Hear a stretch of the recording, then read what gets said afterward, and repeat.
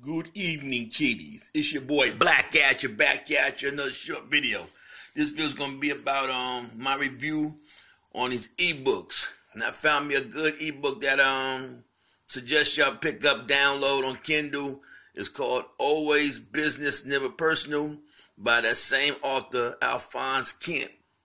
This dude is hot. I like his stuff there. I gotta start checking more on Amazon Kindle on his ebooks, because there's a lot of talent out there.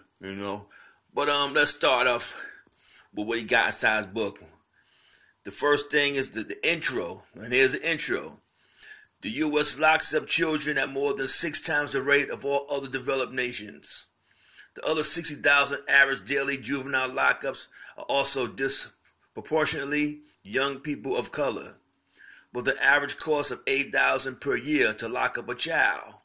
The U.S. spends more than $5 billion annually on youth detention. The effects of the jobs crisis, which are far worse for communities of color. The black unemployment rate is over 13%, nearly twice that of the white unemployment rate. And the gap is even wider for women, many of whom are mothers and the sole providers of their households. Damn, near every ghetto household has one parent, a mother or a grandmother raising the children. A woman tries hard, but she cannot raise a man. It's up to a man to raise that boy to manhood. But in most cases, the father or better yet, the sperm donor is nowhere to be found. 1 in 9 black children has an incarcerated parent compared to 1 in 57 of white children. No wonder our youth is fucked up.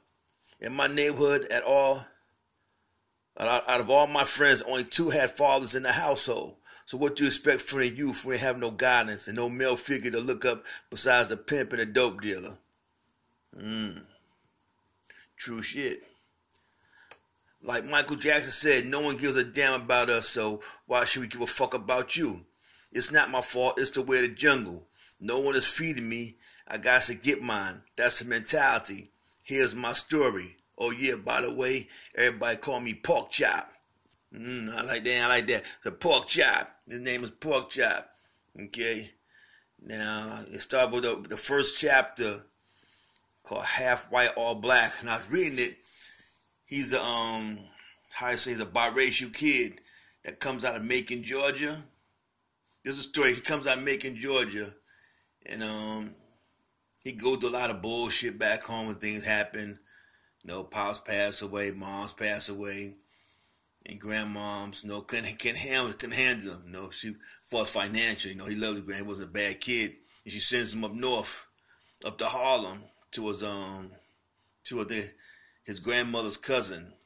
Now so I start off. So he starts off as a little boy in Macon, Georgia.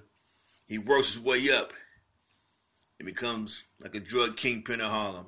But I'm gonna read you a little bit of chapter 1 of his ebook.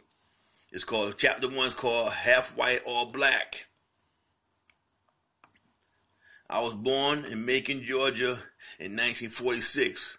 My father was drafted to the Korean War and I was like 6 years old. My mother was white, but auntie would say she acted blacker than most sisters. My mother was shunned from her family for loving and getting pregnant from a black man. Her father kicked out of the house, so she moved in and lived with my grandmother. Coming up as a mulatto child in the 50s down south was a real challenge. And it was rough for my mother with all them racist fucks in Macon. As a child in school, I was too light for the blacks, so I would be picked on in school and no way could I be accepted by the whites. Even though I was picked on, the blacks, they would still call me brother. Shit, for me, I am black. Many kids in my school was also light-skinned. See, they may have seen no white man in their house, but the white man damn sure visited them slave quarters. One boy in my class befriended this white girl named Ellen. Her older brothers did not approve of their relationship. Nope, they were only friends in the 2nd grade. Lil Luther went missing and was found 5 days later hanging from a tree by the river, bullet-riddled. I hated the white blood that run through my veins, mostly because my mother family. They treated her like an unwanted dog. They kicked her to the curb for loving a black man and having his baby. My mother was strong. She loved black music. That's all she listened to. Mom ain't take no shit and she had soul. If you would close your eyes and listen to her talk, you would think she was a black woman.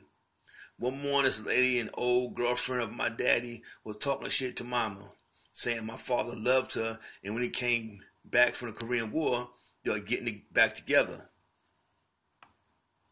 They got into a big fight, and three of her friends jumped in and was beating the shit out of my mother. My mama's lip was busted and her eye was blackened. I ran to the house and came back with the rifle and shot in the air and yelled, the next one to lay a hand on my mama is going to get shot.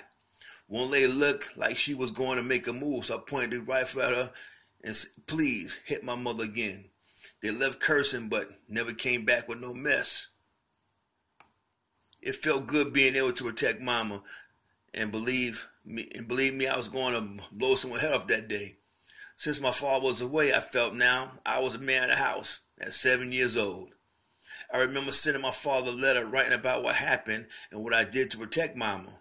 When he wrote back saying, good boy, I'm proud of you, I felt so good inside. Some kids from school fathers didn't make it back from home from the Korean War. Once a week you would hear about so-and-so got killed in Korea. One Saturday morning, I was in front of the house throwing my ball against the house when all of a sudden, he had thrown me the ball. When I turned around, it was my father. I dropped the ball and ran to his arms and squeezed him with all my might. Mama came running out the house, and the joy in her face was priceless. All our troubles seemed to go away that morning. Grandma came from the house screaming, my baby's home, and tears of joy ran down his cheeks. Now that's part one of his ebook. We got it like small chapters, about 20 small chapters. But I suggest read it. It's a good read. I like it, and I suggest you pick it up too and support the brother Alphonse Kent. Amazon, Alphonse Kent, ALPHONSE Kent, KENT. The title is Always Business, Never Personal. Kindle edition.